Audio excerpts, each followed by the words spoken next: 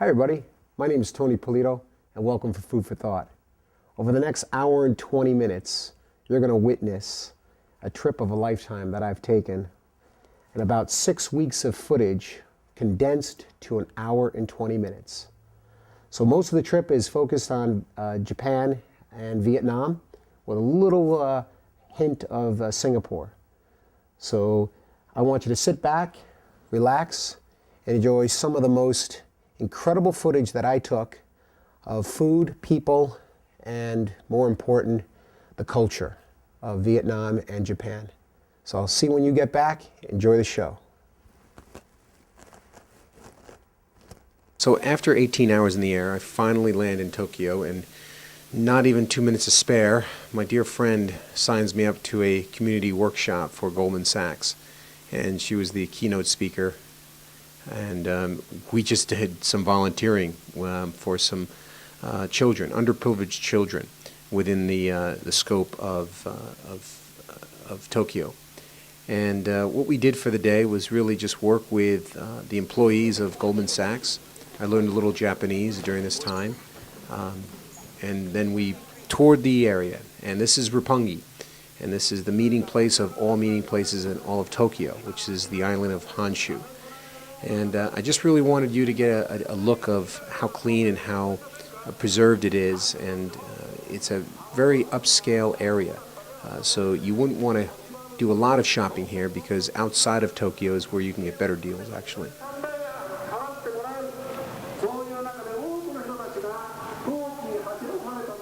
What I was most interested in was the subways. So I want to get a better idea of the subways, and being a New Yorker and now a Bostonian, I couldn't understand if a subway could actually be as clean as everybody says it could be in Japan. And so I had to get the truth of the matter was, the proof is in the pudding. So here's a great clip of what it's like to be on a subway, very clean and quiet. So being a foodie, it didn't take me more than 3 hours to get to the first market, which was more or less like a Boston Symphony when you entered. I have cherries at home. No, grapes.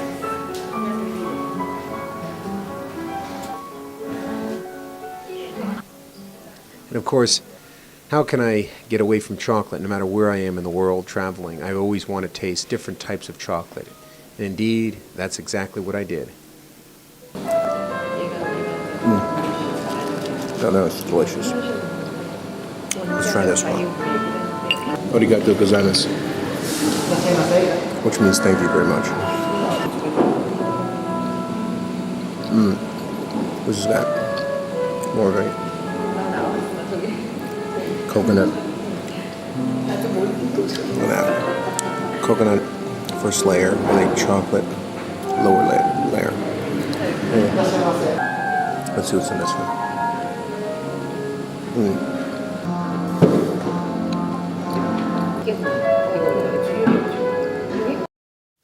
I was lucky enough to meet some friends through other friends that invited me out to dinner.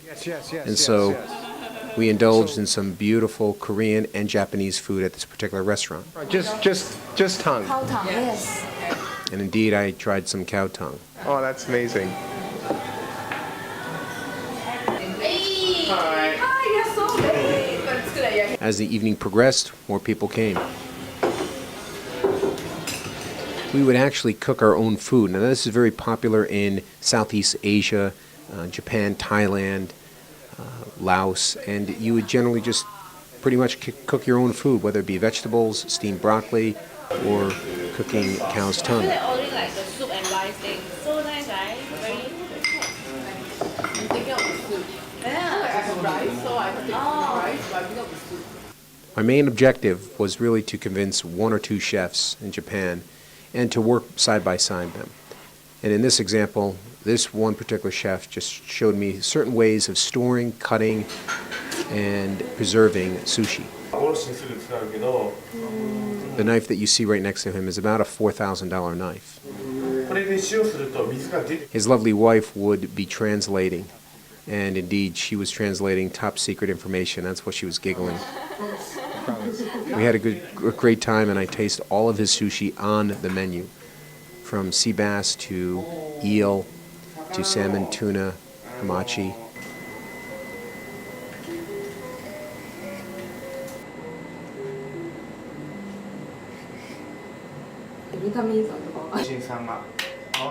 After working such hard hours, I had to really expand the area and get out a little bit. And this is one particular area that I went to, in this area called Asakusa.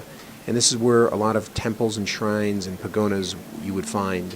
And you would occasionally find many people praying. But in this example, this is an understanding of how people have more of less like flea market and sell all types of souvenirs.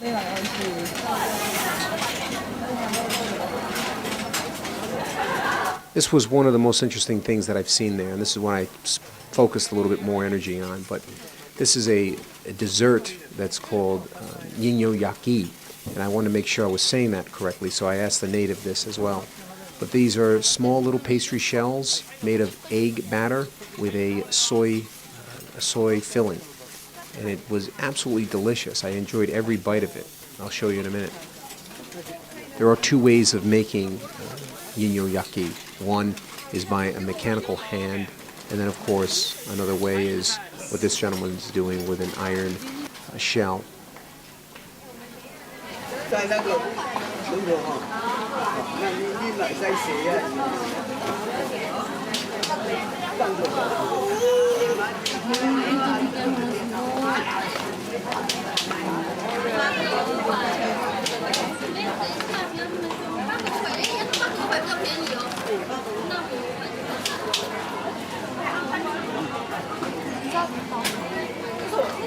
You would actually open one up and then carve out the remaining of the batter, preventing the pastry to break. Now she clarifies the fact that I'm saying yinyo yaki correctly. So it looks like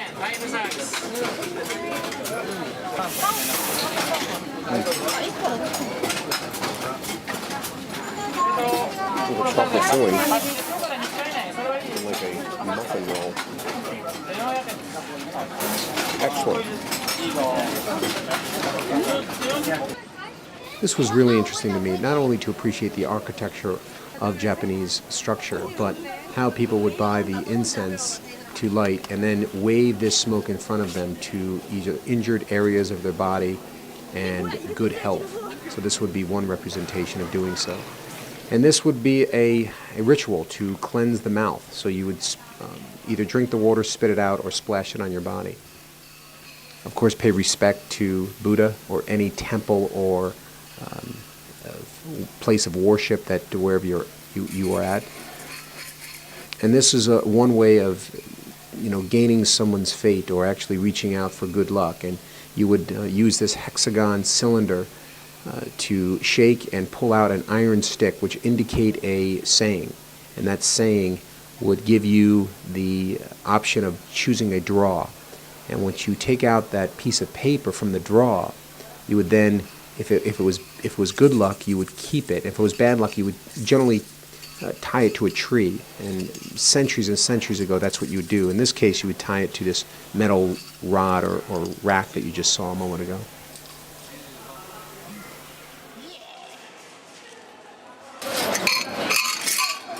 Managing to do this with one hand and the camera in the other was a task, a daunting task, but I did manage to get a ivory stick out.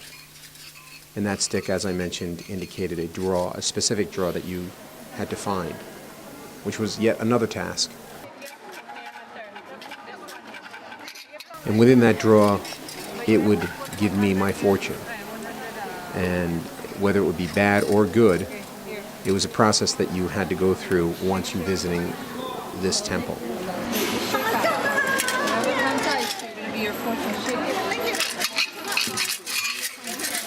And indeed, in this case, I had some bad fortune, but it didn't count because I was an American.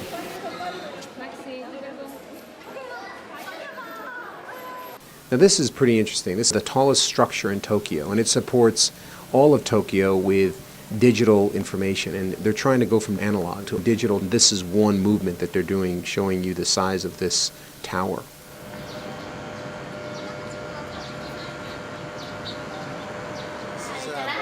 This is a gift that you bought me, correct? Yes, yes. I was very lucky to be invited out yet to another dinner through a husband and wife that I met through the chef. And they bought me a gift, and this is something that's practical and very respectful to do to somebody visiting you. And even though I wasn't visiting them, they actually were honored that I came. And this is how Japanese people are. Very, very giving people. And in this case, he gave me chopsticks, which these are not just ordinary chopsticks. And you'll see by what I was being taught here in a moment. The area I'm in is about 30 miles outside of Tokyo. Shishiba is the area that I'm currently in. Oh, they're beautiful. Yeah. How do you say beautiful in Japanese? Kirei. Oh, so the black is for the man and the red is for the woman? Yes, that's Oh, right. well, thank you. Arigato. I didn't know.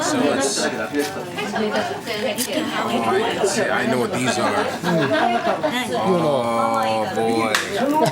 Oh, boy, these are beautiful. How did you find these? Keiko told me, I mean, look how delicate things could possibly be, that they have actually chairs, a small little chair they would call, or a small little lift that would lift up the chopstick, preventing it from hitting your table, and of course, getting it soiled is the key, is keeping the chopsticks clean. Even though you exit the table to go to the restroom, you come back, your chopsticks are lifted off the table, never touching the table. Good morning, everybody. My name is Polito. I'm in Japan, Tokyo, Japan. I'm in Tokyo, Japan, at a market called Tsukiji Market. And panned out the other areas of what they take place and how they do this. So, from what I understand, larger resale is in the auctions. It's sold to these smaller retailing wholesale companies, it's sold to these smaller resellers that would sell to restaurants. So these are the big guns. These are the heavyweights, but the auctions are the top-notch heavyweights. These are kind of the middleweights. The lightweights are the restaurant owners, and of course, flyweights are you and I. Each time it's sold, the price goes up. Tsukiji Market means reclaimed land. This market is the largest wholesale fish and seafood market in the world, and also one of the largest wholesale food markets of any kind. It's a major attraction for foreign visitors. This is very interesting. The inner market is the licensed wholesale markets, where the auctions and the most of the processing of the fish take place, and where licensed wholesale dealers, approximately 900 of them, operate small stalls. The second market is the more of a mixture of wholesale and retail shops that sell Japanese kitchen tools, restaurant supplies, groceries, and seafood, and many restaurants, establishments such as sushi restaurants.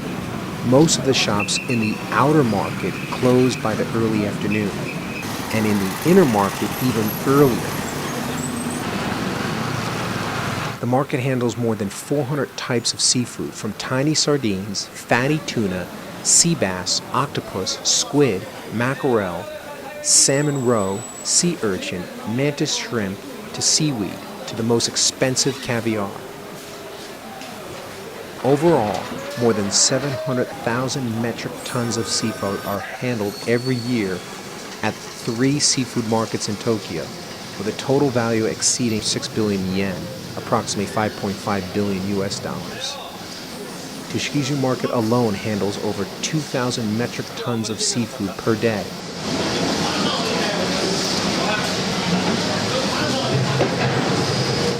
The number of registered employees varies from 60,000 to 65,000, including wholesalers, accountants, auctioneers, company officials, and distributors.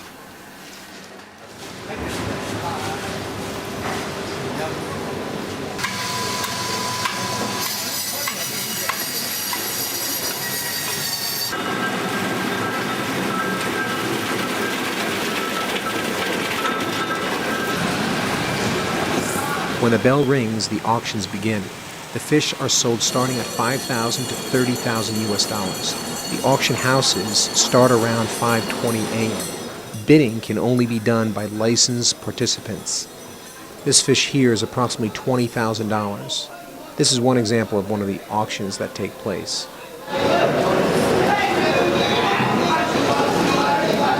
These bidders include intermediate wholesalers who operate these small stalls within the market, and other licensed buyers who are agents of the restaurants or food processing companies, and much larger retailers.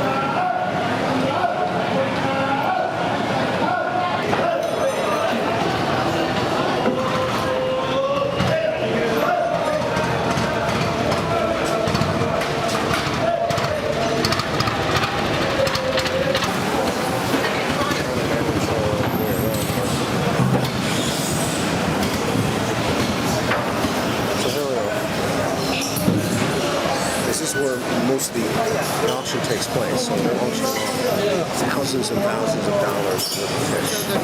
So these are not frozen. We're going to go to another garage with frozen. Let me just step in here. There's a lot going on here. So I can kind of nestle my way into that corner of the auction. And I'll pan the area so you can see it. So each owner looks like they inspect each fish. They cut off their tails to make it easier to transport, and they don't get caught on anything when they're moving. So let's look at some of these fish, all right?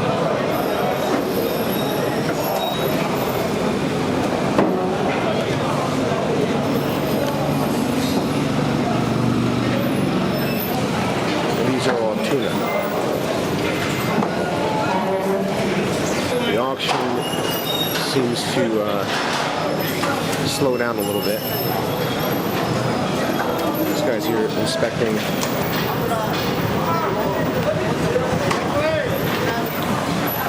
Go crazy here. But notice you don't see the Food Network coming in here because you get in a lot of trouble. But you watch Food for Thought and you get more than trouble. So nobody's really.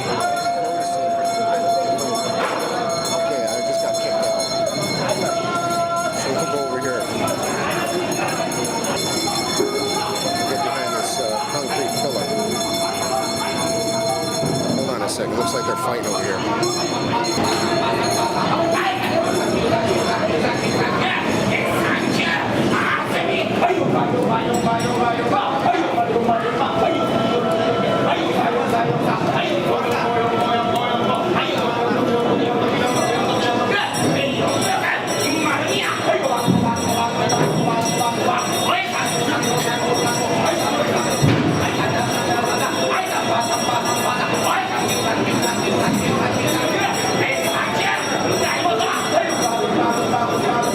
Great at a Super Bowl, wouldn't he?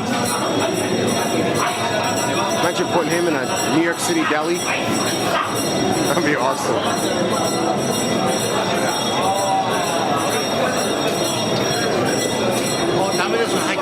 Okay.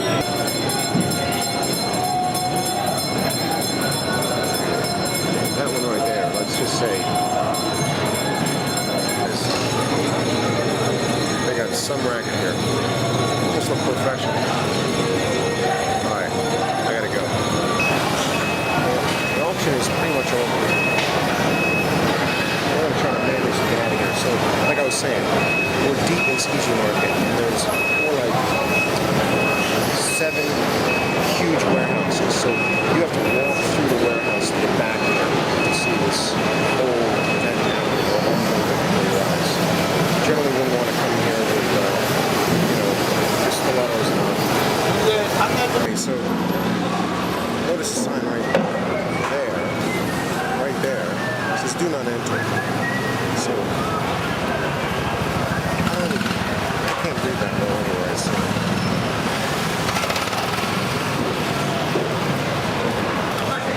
really they're following instructions and paying attention to the rules anyway, so I'm gonna enter.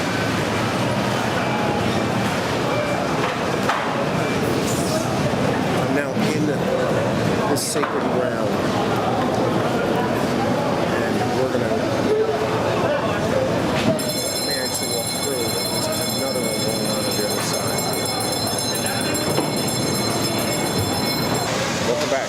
So now the fish will be taken to various areas inside the market for resale to smaller companies. So these are wholesalers selling to retailers. So let's check out the process of how they butcher and how they go about selling. I was lucky enough to capture one of the fish owners butchering the tuna. And that tuna there is approximately $2,000. Carefully inspecting it, making sure there's no blemishes, any bruises, making sure that everything is in perfect condition.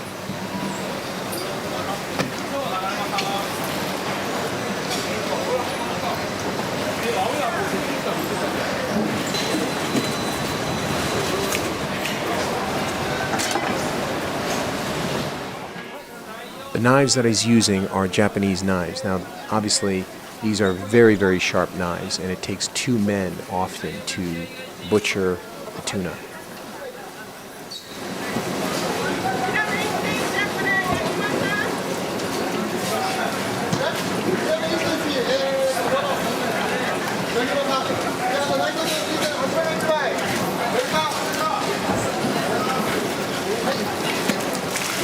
Splashing water, constantly keeping the fish moist and keeping it fresh is essential through the butchering process.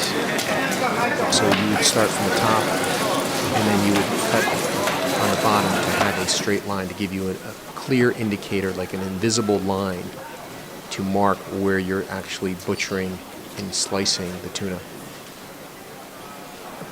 Slapping the knife on the side of the fish alleviates the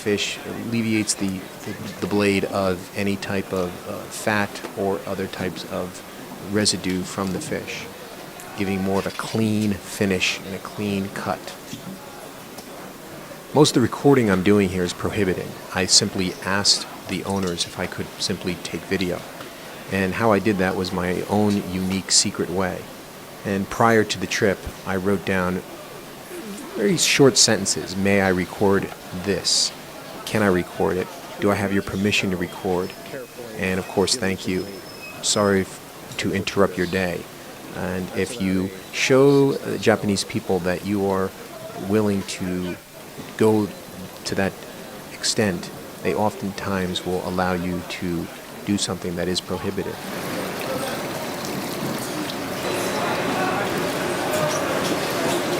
Right there is about a 3.5-foot blade.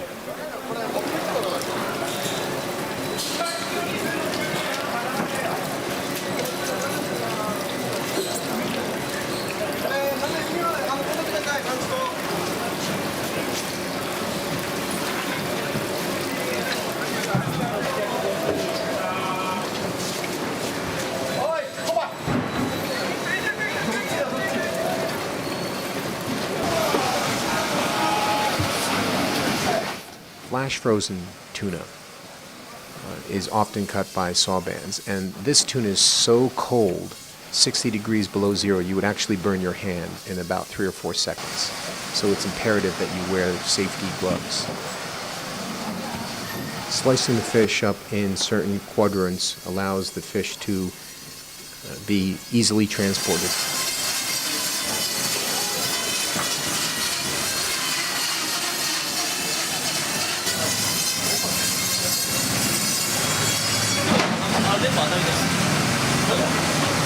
Really an amazing slice of food. Very fortunate.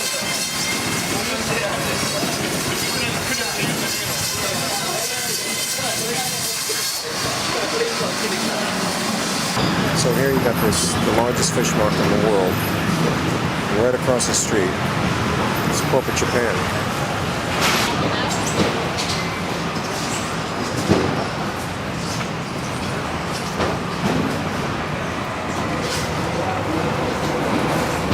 Right across the street from all the business of all these sushi restaurants.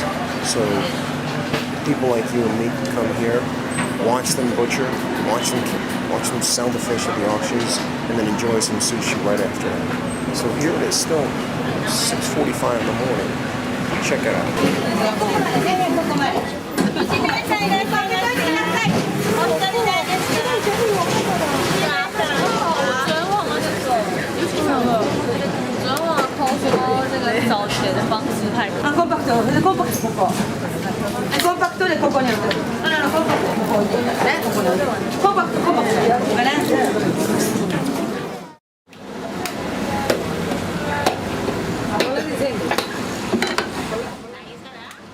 This type of coconut is called cocoa verde. Now, at this time, I'm in Singapore, which is essentially called the Lion City. In Boston, we have the Italian section, you have the Irish section. This would be the Indian section. And of course, there's many different cultures in Singapore: Chinese, Japanese, Malayan, Indian, and of course, Singaporean. But in this example, here they are enjoying on a beautiful summer day, 86 degrees, this delicious pudding. It's a coconut pudding. It's soft, and sometimes you would take it out and use your fingers, you would suck it out with a straw, or you would eat with a spoon. Many different mosques, temples, pagodas, deep prayer.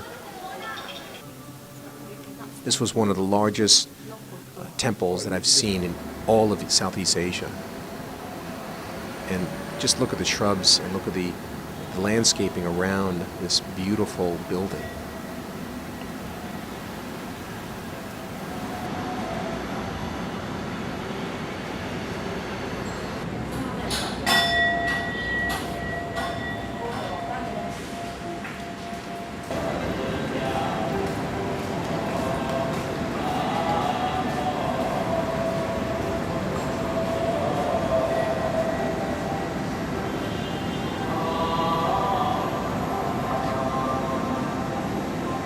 Within the temple, they had certain museums that you were able to view and buy some souvenirs. And of course, worshiping Buddha was essential.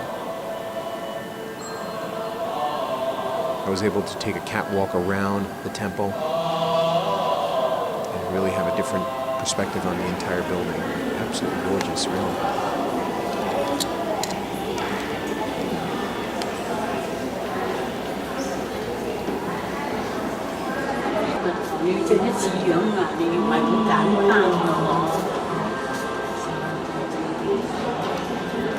This was unplanned. This was really a practice for the Singaporean army to go through their practice of military attack. If the island was attacked, how would they react? And given the fact that this is done once a year, a lot of people didn't pay attention to this. So here I am with a recorder taking shots of an air show, in my case, which I recognized it as. But it was clearly a practice run to strategize in case of military attack. Now, the government in Singapore is very interesting. You do have to provide a 2-year service, just like you would in England, to the military. 88% of the homes are subsidized to Singaporeans. They do want, and they advertise, one to get married, so 2 people are living in a flat rather than 1 person living on a flat, costing more money to Singaporeans. Most of the money comes from expats residing in Singapore, so you have the very wealthy and you have the moderate middle class. Very few poor people in Singapore because the government helps them out tremendously in terms of jobs and housing. Singapore is run by a dictatorship, more or less. Of course, is not pushed as a dictatorship, but it's a family-owned business. My friend was living in this particular flat with his girlfriend, but they were paying about $4,300 a month for that rental space. And that is the going rate for something nice, for a 2-bedroom with a balcony and a pool.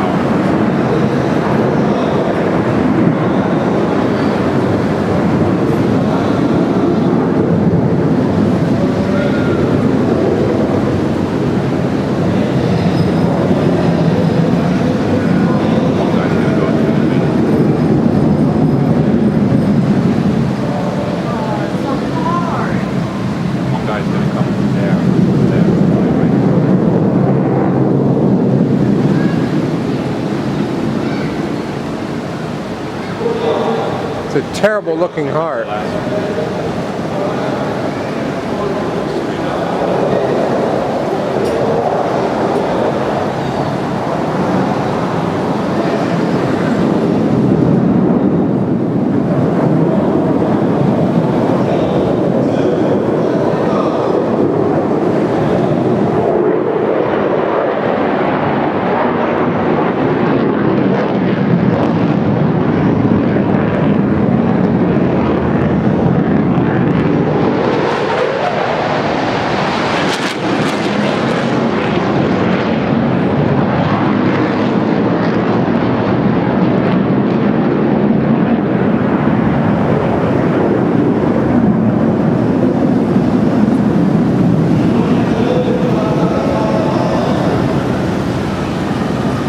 Killing the ozone layer, don't they know that?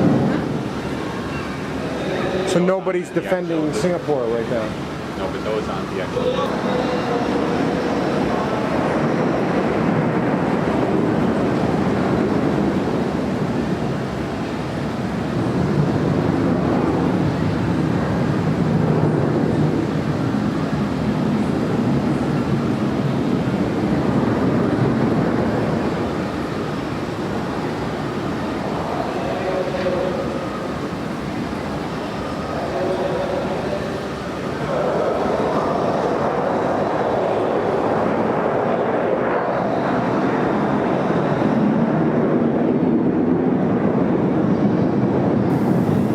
As the sun went down, there were some fireworks going on. In the meantime, I'm getting ready to take a 2.5-hour flight to Hanoi, northern Vietnam.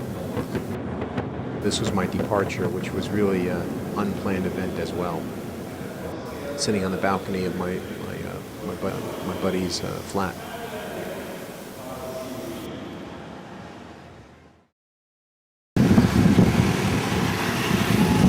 Good morning, Vietnam. Here I am, about 7:30 a.m. in the city of Hanoi.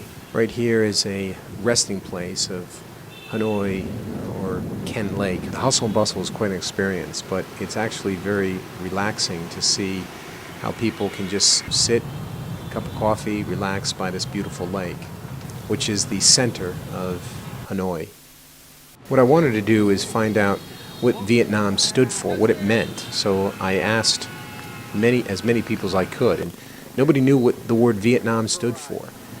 And I'm about to tell you that it's very interesting to know. So Viet meaning north, Nam meaning southern people. So the Viet people went to Nam to reclaim their land. So Vietnam was born. So it's two different words put into one. Our main destination was to experience Ho Chi Minh's mausoleum. So we rented a few bikes, and these are my friends in front of me, Alex and Eva from Germany. It was quite an experience to see so many government buildings, and you saw a tremendous amount of these structures and not homes where people would actually live. Very few cars, but as you get closer to Ho Chi Minh's mausoleum, she's just making fun of my hat right there, thinking that it's a pot on my head. But as we get closer to the mausoleum, you can see that the traffic is dying down a little bit more quieter, and more official government buildings, which are occupied. And there, of course, is Ho Chi Minh's mausoleum.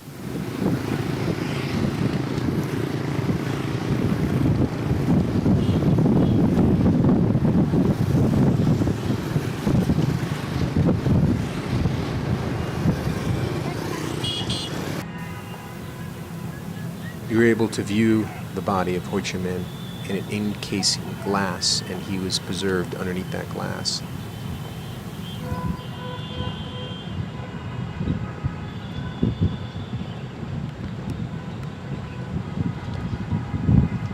Of course, you could not enter the mausoleum with any recorder, camera, and you had to remove your hat anytime you enter.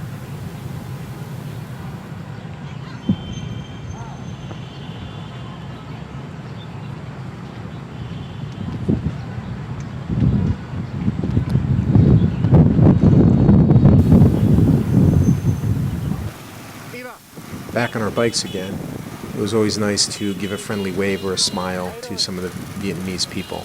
You often got a wave back at times as well. And we're traveling a little bit further outside of Hanoi, more in the suburbs, to get a feel of what life is really like for Vietnamese people. And oftentimes you would see a Soviet flag at some of these government buildings because the Soviet Union helped the Vietnamese people through the war. Of course, surgical masks were used for protection of the pollution. It's highly polluted air, so it was imperative that you actually cover your mouth.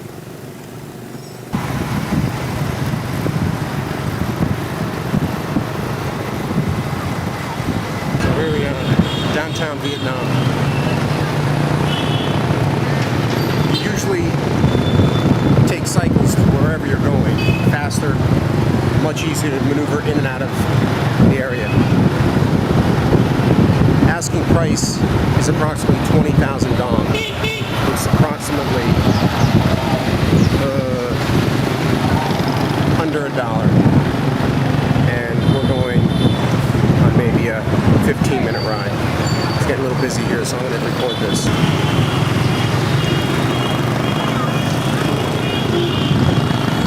Going right through red lights, having zero respect for the road.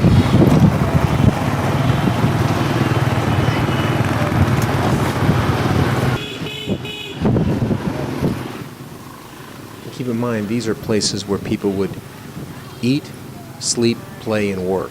So these are their homes. This is not a place of business, which is very interesting. You see very, very few Americans or visitors coming to this area.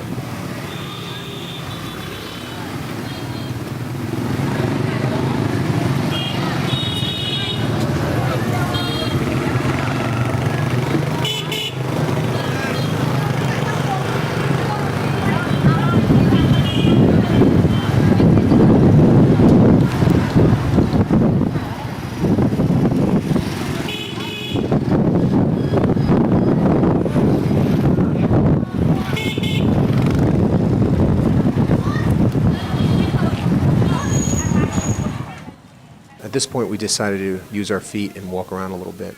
And you can see right here is some living sprouts that this young lady is weighing out. As you can see, her weigh scale right next to her. And of course some meat that is for sale. Now this meat's been out for a couple hours. Some flies have been landing on it, so it's very tricky to buy any type of meat in any of these side streets. The only thing you could buy is, of course, some fruit and vegetables.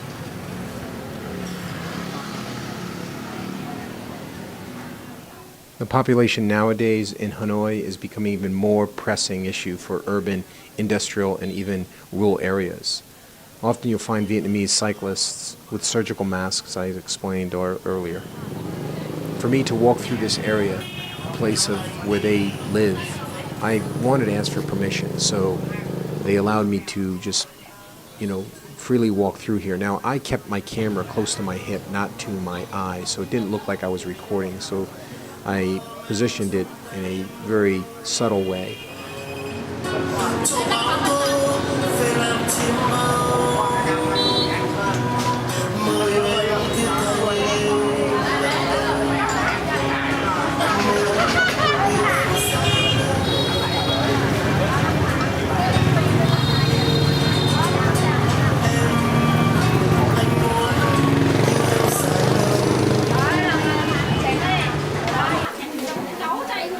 It's really interesting. They eat the way we eat. They have fun the way we have fun. Maybe it's different by the way we look at them, but it's really just a typical way of eating and living. They have little, but they want little, and they have a lot more fun. Maybe even perhaps more fun than we do.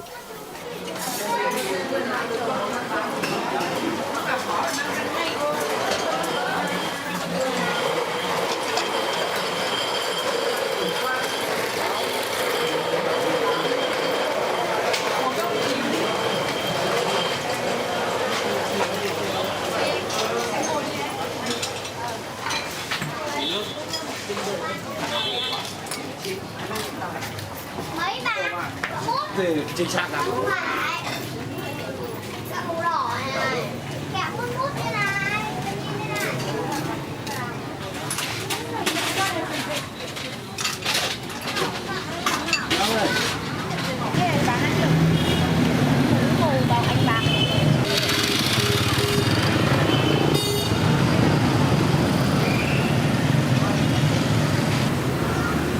I found it very interesting to see the wires just hanging around. I mean, this would never happen in the U.S., having, this disarray of wires. And again, you've seen the Soviet Union flag. Walking down this street was kind of like the same street that we saw earlier, but it was funny to me to see so many people on these small little stools, and you would think that position would be uncomfortable, but it's not. It's actually very comfortable. I mean, here they are doing a place of business. They would feed you for a small, fee of 50 cents.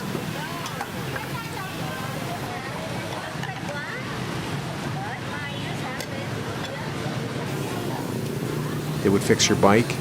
They would use the sidewalk as one of their bays. Going through the streets, I would simply say "Xin Chao" or "Come on," which means thank you. And they were appreciated to that.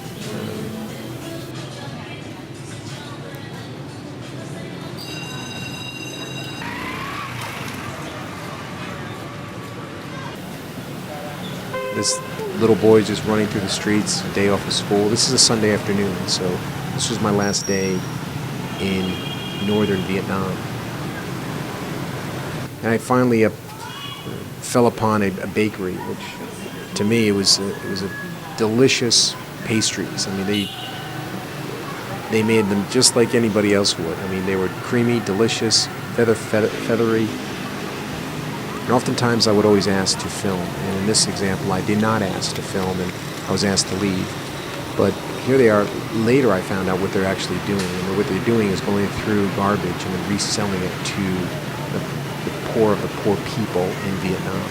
So this could be food, this could be utensils, but again, she had given me the green light to scram. Typical Sunday afternoon. A brief little carnival going on. Entertainment. And this is their entertainment for children. I got a perfect view of the monument of Thap's Rule, which is the tortoise, the center of the lake, which many found dragons coming out of this lake centuries ago.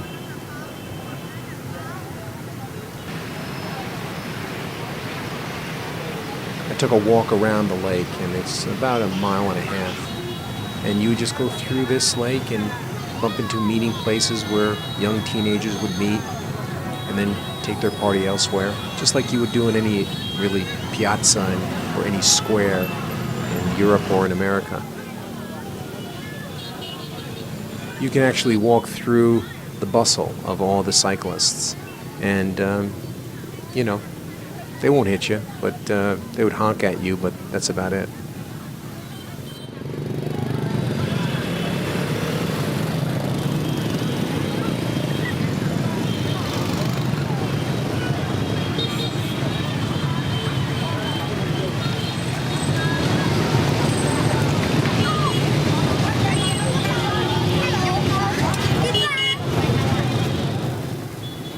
I found these 3 kids kind of funny because, it doesn't matter where you travel. It doesn't matter what prefix or town or neighborhood or village or state or country or region you're in. Boys will be boys. We're like U.S. bonds. We never mature.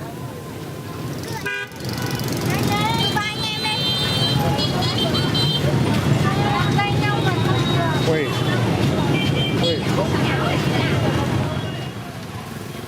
So I decided to walk through the traffic myself with my camera and just see how many people would try to hit me, but nobody did, as I said, and it was actually pretty funny. The next day, my friends and I decided to rent a caravan, travel 3 hours northeast to Halong Bay. This was a trip that I'll never forget because I was able to go through 14 different towns or areas and to see how people actually lived in their homes.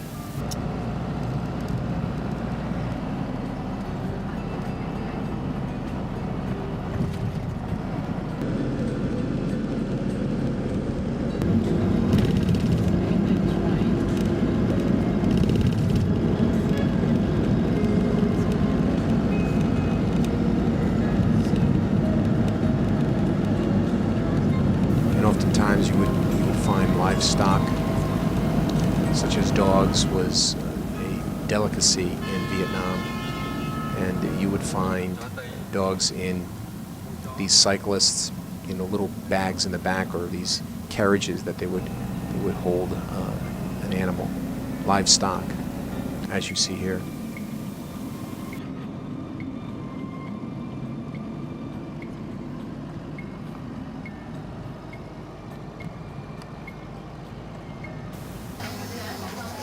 If you've never heard of Halong Bay or never read about it or never seen pictures, it's one of the greatest natural wonders of the world. And these are magnificent, huge, magnificent limestones that protrude through the water.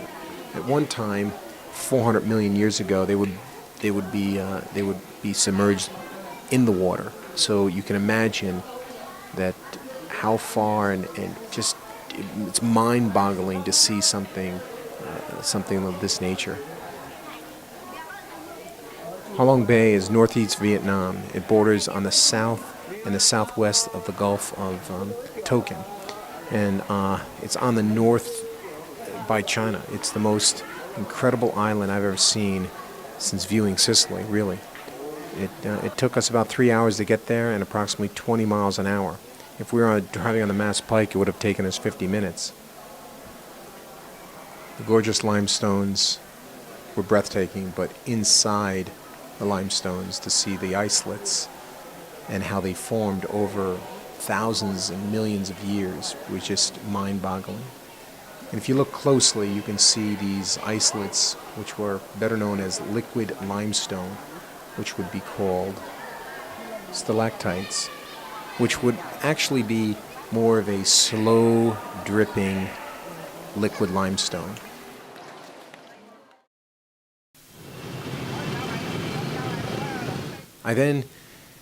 My friends and I, the next day took a trip to southern Vietnam, which is essentially Saigon or Ho Chi Minh City, which is more of a upscale city now.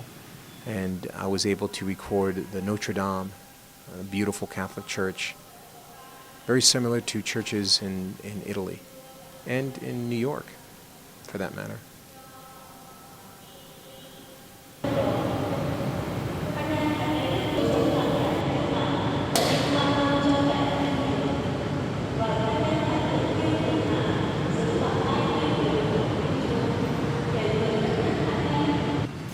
Just a quick span of Ho Chi Minh City and show just a little different than Hanoi, as you can see.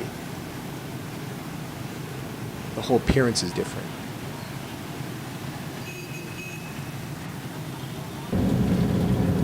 The sole purpose of me going to Saigon was to go to Gucci City. And Gucci City was the place of where we lost 55,000 of our men, young men, between the ages of 17 and 22. I wasn't able to understand the tour guide that well, but he did speak pretty good English. But the whole process, I was just on, the toes of my feet, and I was on the edge of my seat, just trying to understand, when are we going to get to Gucci City? When am I going to enter the jungle? And as I'm going through all this property and all this land, this is where the Americans set up all our barracks in preparation of war. And the tunnel located here, about 20 kilometers more. We ride the center of the tunnel system, underground system, Tsukiji tunnel.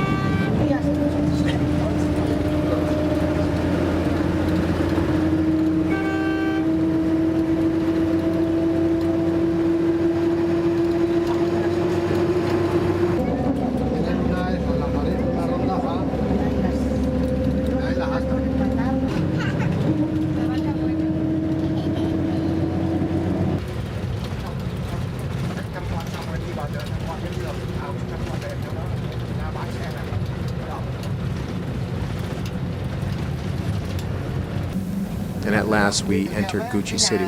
Now that road that we drove on was a famous road, and a famous photographer took the most famous photo. And that photo I'll show you later.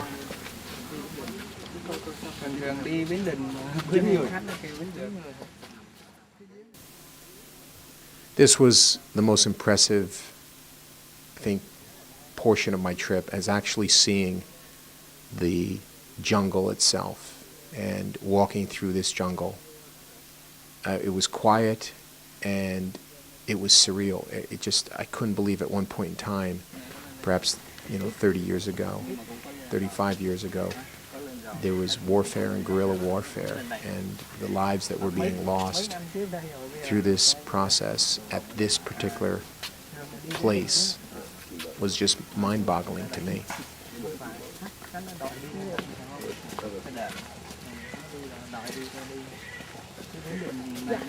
En kun je even boven vlogen, dat is een leuke foto.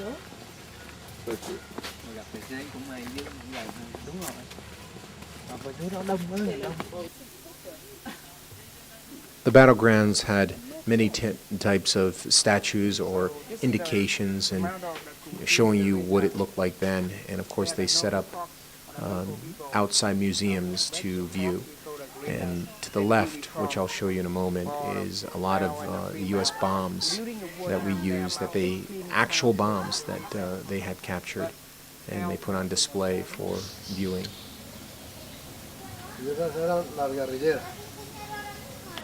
And right now, we're here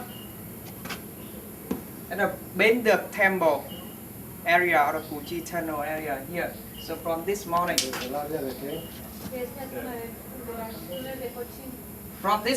we come from Saigon, Ho Chi Minh City, the center of Saigon, Ho Chi Minh City, and we go along with the National Highway number 22. we pass by this one, the Tanzania International Airport.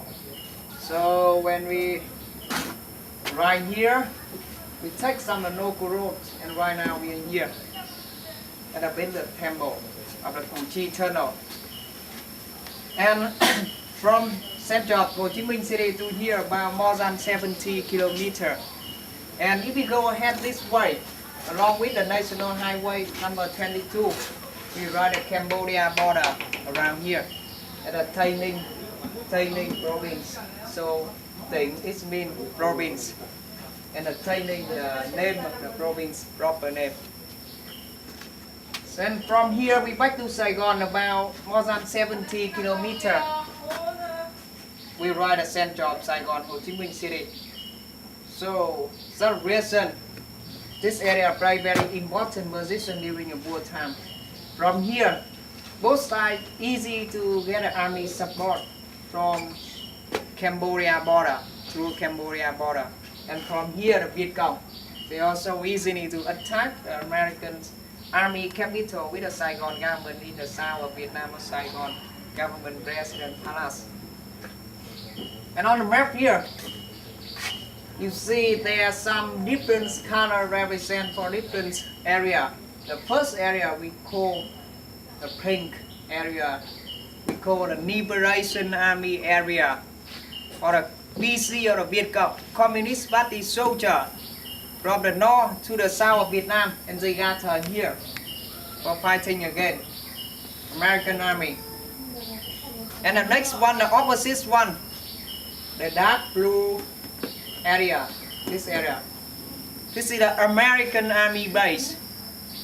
And this one, the biggest American army base, named the Dong Du base of the 25th Division, about 10,000 soldiers here of the US Army. And some other base here, like here, at the Bình Dương province. And at the Tây Ninh, they have some small base. And here, airport of Tanzania International Airport, also US Army base. And the next area I want to show you, this is the pink circle. We call it disputed area or conflict area. This area, both sides try to control. American Army and Vietnam try to control, try to keep, we call a fighting area. So on the daytime, American Army with a high and modern weapon, they will control this area. But you know, at the night time, the Viet Cong, guerrillas, they come up from the tunnel system to fight against American soldier. And the next one, the black lines, this is the tunnel system. And this is the first tunnel, they dug in 1948 in the Tân Phú Trung village. So the first tunnel, very short one, about more than 20 kilometers. But during the wartime, both fighting American soldier, army, and digging a tunnel. So they dug very long tunnel. The total of tunnel system about more than 200 kilometers, about 250 over here, the tunnel system. And this is the Saigon River. And some of the tunnel connect to the Saigon River also, Saigon River.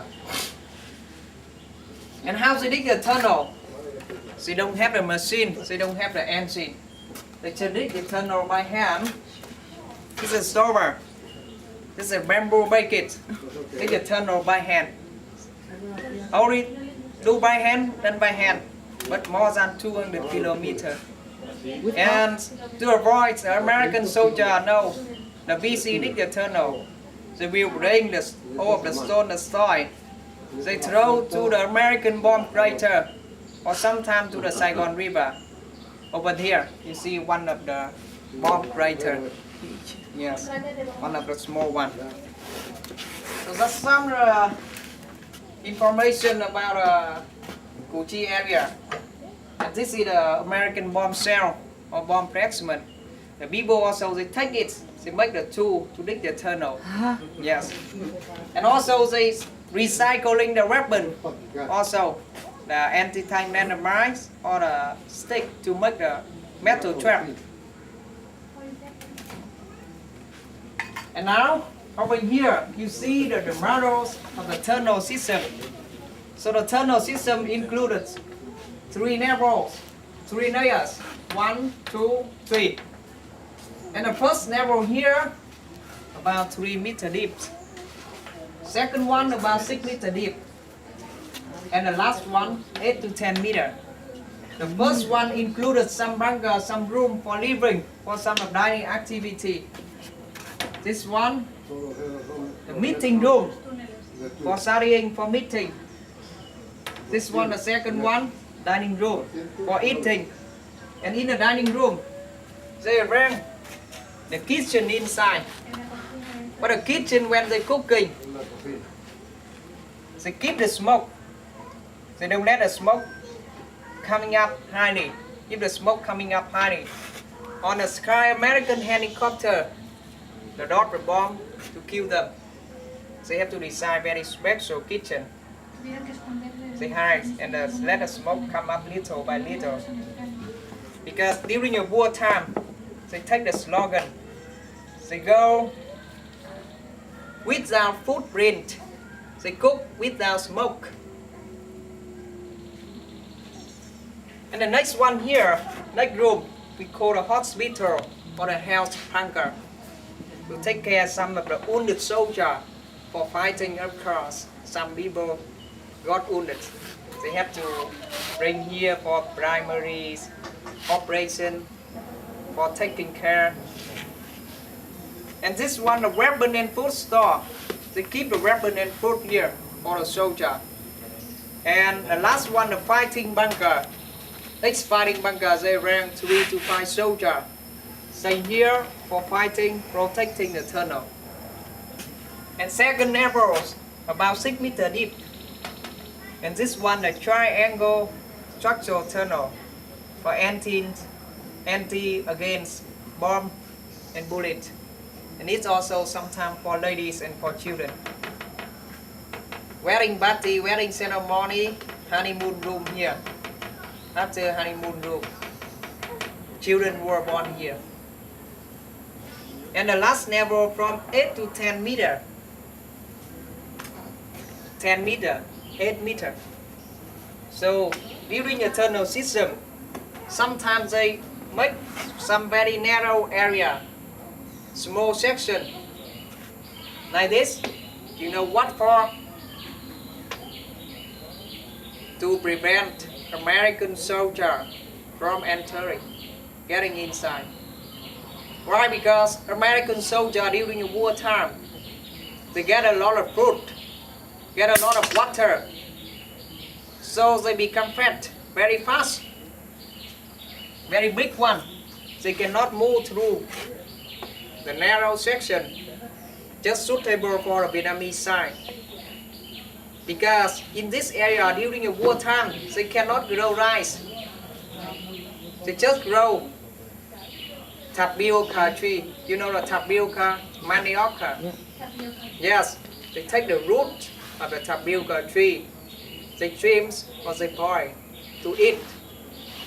So they are very skinny. I'm skinny, but they are skinnier than me. So they feel easy to move through the narrow section. If an American soldier will get shot here. And the tunnel connect to the river, this Saigon River. And inside the tunnel you see some hole, very deep one. Connects from the tunnel to the surface here. This is the air hole.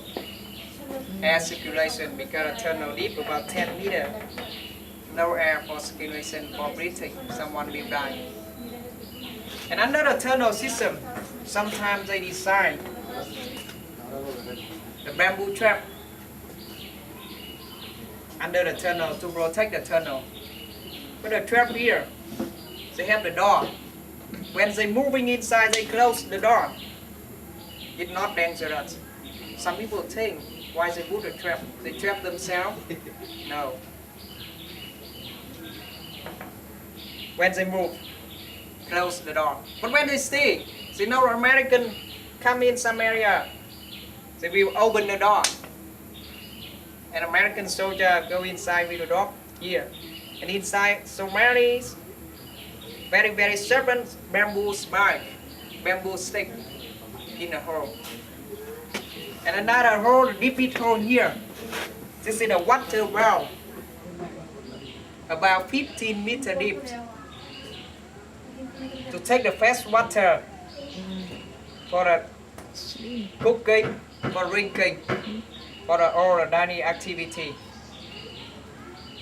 And sometimes here, the river for escaping in emergency case. But sometimes, for the summer days, it's very hot. Soldier can go to the river, swimming, take a shower, and then come back. That's very romantic life during a wartime. Did it never collapse? Some tunnel collapse, some collapse by bomb. But not because of, I mean, there was no Because of the architecture. nature or the weather. Yeah, It is happened very, very few. Yes, Very few. very little. Yes, not so much. Sometimes we see because you see the soil here, it's very hard. Okay. As a concrete, it's a clay, but it's hard as a oh, concrete. it's clay. Yeah. Okay. Yes, that's the reason. They dig more than 200 kilometers of tunnel system. And the soldiers they live in the jungle here. They also love their life very much because they enjoy the nature, very romantic life. They can listen to the birds singing, the jungle sound. Yes. So that's some of the basic info. It's very hard. Okay. As a concrete, it's a clay, but it's hard as a Oh, concrete. it's clay. Yeah. Okay. Yes, that's the reason. They dig more than 200 kilometers of tunnel system. And the soldiers they live in the jungle here. They also love their life very much because they enjoy the nature, very romantic life. They can listen to the birds singing, the jungle sound. Yes. So that's some of the basic information about the Tsukiji area and about the model of the tunnel system. And now we will go out to see the real tunnel, real battlefield. Thank you very much for your kind attention. U.S. bomb. What's interesting is that when we created these big, massive craters within their jungle, we would be hoping to destroy the tunnels. And as they're digging the tunnels out, they would take the dirt and fill the holes that we created, giving no indication of tunnels. So where would, the Vietnamese put the dirt? They would put it in the holes that we made with our B-52 bombs. Who is the VC? Who is the local people? No, That's the reason so they kill all of them. Yeah. And then they make the people here angry. That's the reason the people stand yeah, okay, up to but against them. why is this Tsukiji area so well developed with all the tunnels and not say on the east of Saigon? Because the Tsukiji area here, the soil or the place can make the tunnel. Other area Okay. it cannot, because if other area we make the tunnel will collapse. Yeah, yes, you have to do this. Yeah. It's because of the. This is my first attempt going in the tunnel, about 5 meters. Occasionally I would drift off on my own just to experience the trip and again allow the trip to take me and just to suck up everything I can possibly suck up and just imagine for a moment that this was war. A little bat. Jesus Christ, what the hell is that?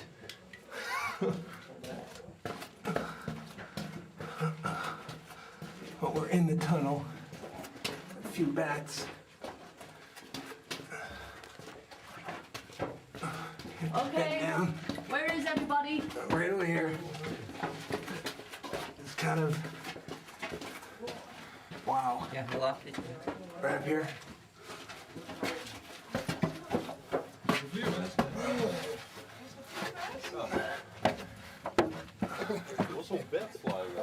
Yeah.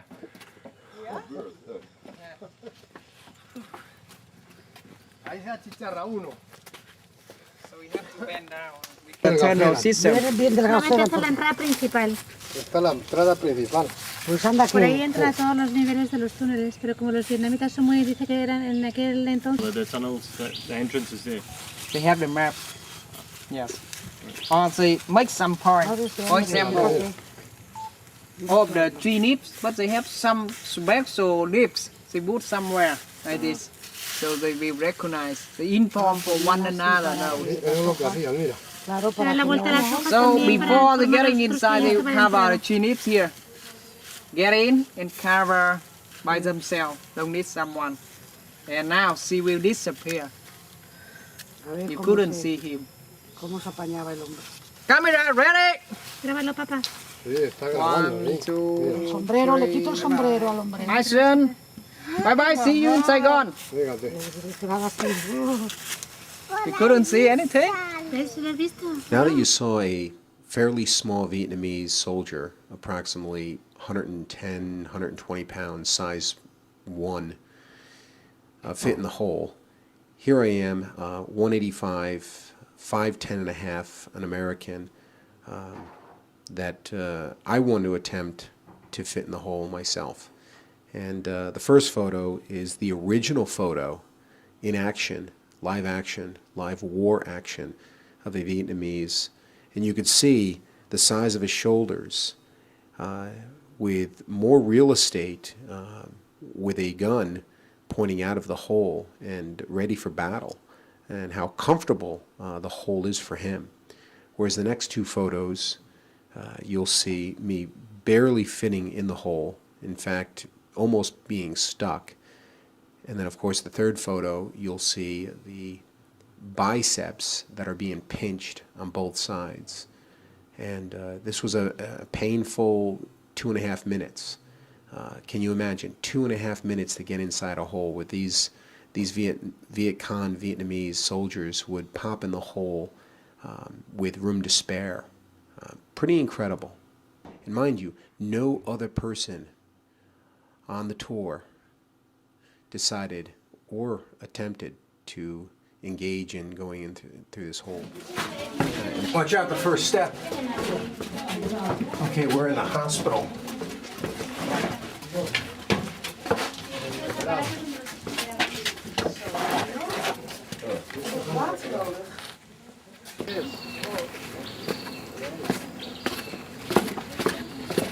So this is their living area, or living room. No, no se ve, no se ve.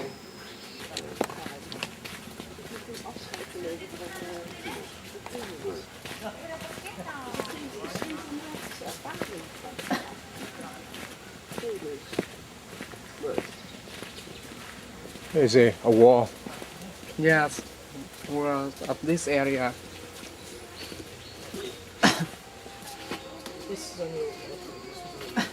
It's amazing that they would have a store like this during wartime.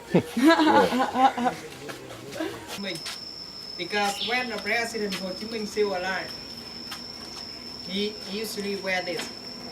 Because this one, very comfortable. We can go up to the mountain, go down to the river, can go in the water. And it can be empty the slippery in this area, slippery and wet at the rainy season. And eventually, this can be empty the trap, the bamboo trap, because it's very dynamic. The bamboo trap couldn't hit through the bamboo trap, bamboo stick. And another reason is a very economic. Why? Because very cheap one, we don't have to buy the new one. We take advantage of the old type of the bus, trucks, or the car. We cut, we make for the soldier. But a one brand can guarantee about 3 to 5 years. And even this barrel broken, we can change the new one, cut to change the new one.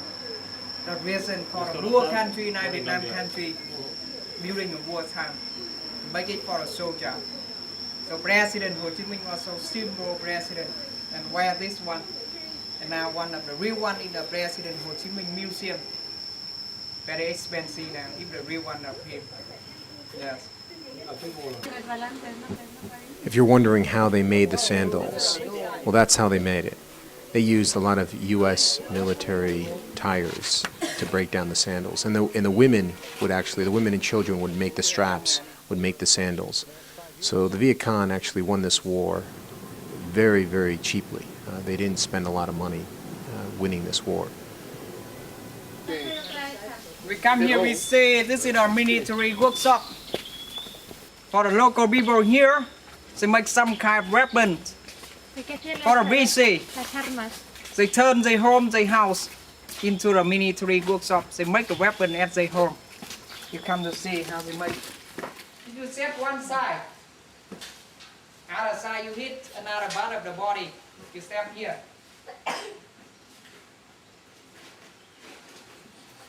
And this is a fish trap. Sometimes we call it souvenir trap because someone get the trap. They couldn't take it out. They have to bring home to cut. Here is a clear indicator, an example of all the booby traps that they would use. They have 5 major different booby traps that worked every time.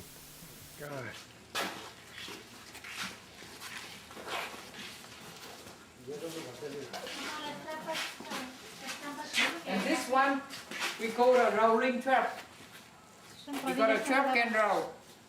So when someone down to the hole, the trap will hit hold the body from the feet to the head.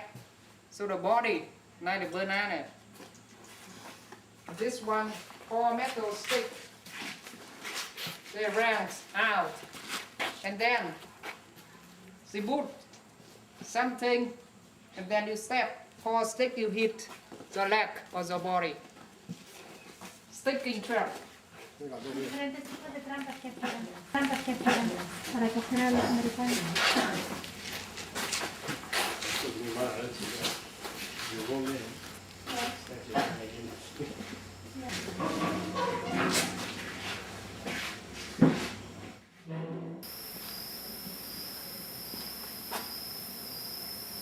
This photo was taken of a hero that killed 1,200 U.S. military men, and she is known to be a hero within the Viet Cong, most deadly woman in Vietnam.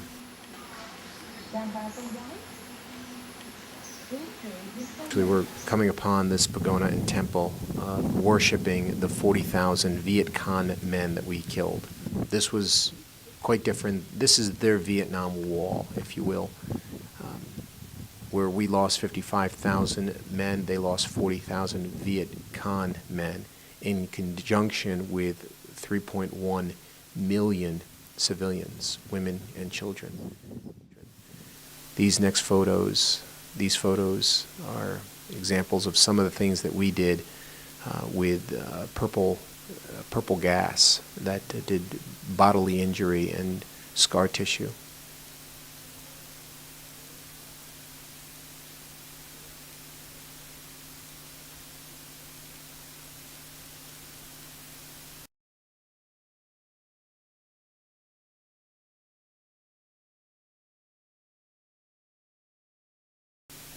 This is the road that I took that I explained to you before.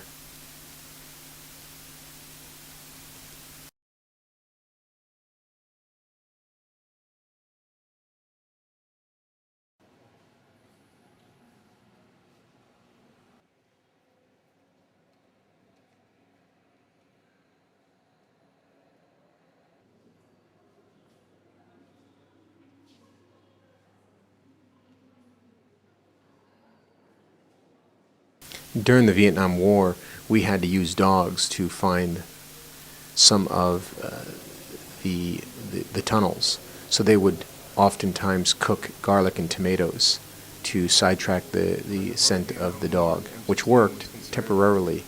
But then the Vietnamese people decided to take the U.S. military clothing and use the clothing because the dog would not smell Vietnamese men. They would smell the Americans.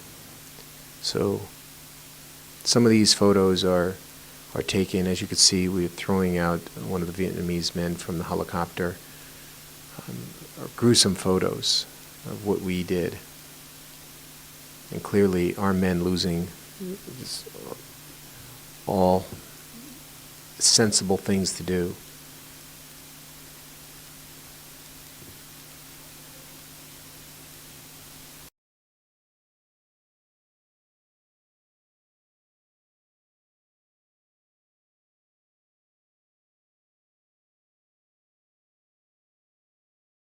Torture was one way of pouring water over one's face, holding down their arms. Whippings, of course.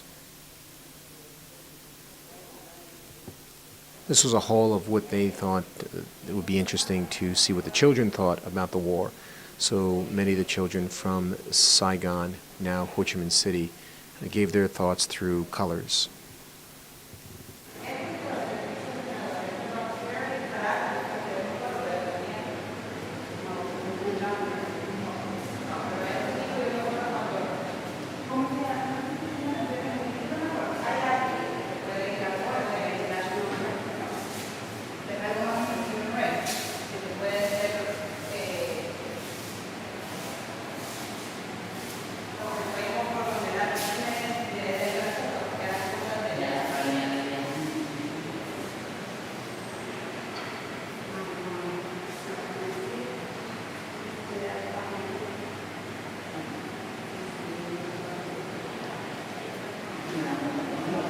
This is one example of protesting the war, someone lighting themselves on fire. This is a great photo of the boots that Vietnamese people took from us and throwing them back in the streets, showing that not only did we win, but we took your clothes to win. These two buckets are the buckets that are used to dig the holes like that. This is very interesting.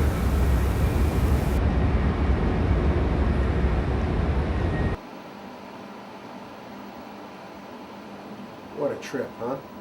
I mean, what a trip. I hope you enjoyed it. What was your favorite part? Tsukiji Market? Halong Bay?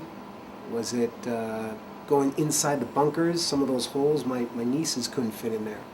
The whole trip was really magnificent. Well, I hope you enjoyed it. And if there's other places that you would like me to visit, please write into the Waltham channel. Let me know. I'll put it on my to-do list. I'll be more than happy to try to make it to them, some of those places.